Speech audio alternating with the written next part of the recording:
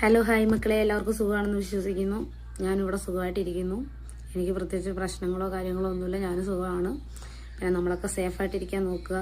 പിന്നെ വേറെ ഒരു കാര്യം എന്ന് വെച്ച് കഴിഞ്ഞാൽ, ഞാൻ രണ്ട് മൂന്ന് ദിവസത്തിനുള്ളിൽ 2-3 ദിവസത്തിന് മുന്നേ തമിഴ്നാട് വർക്കിന് പോയിട്ടുണ്ടായിരുന്നു, ക്യാറ്ററിംഗ് വർക്കിന്.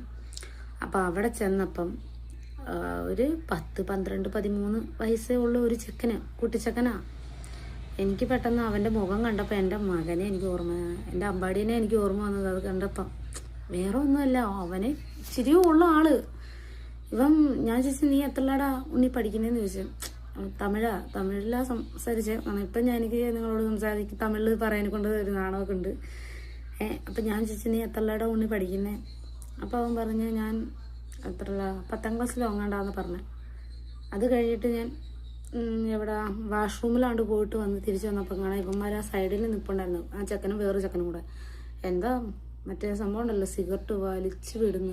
എന്നെ കണ്ടപ്പോഴത്തേക്കിനും ഊട്ടി അപ്പുറത്തോട്ട് പോയി. അപ്പം ഞാൻ ചോദിച്ചു, നിനക്ക് എത്ര വയസ്സുണ്ടടാ?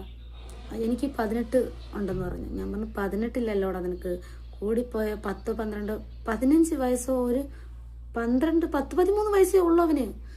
അപ്പം ഞാൻ ചോദിച്ചു, ഇവന് ചോദിക്കാനും പറയാനും ആരും ഇല്ലേന്ന് വെച്ചപ്പോൾ ഇവൻ ക്യാറ്ററിംഗ് പണിക്ക് തന്നെ.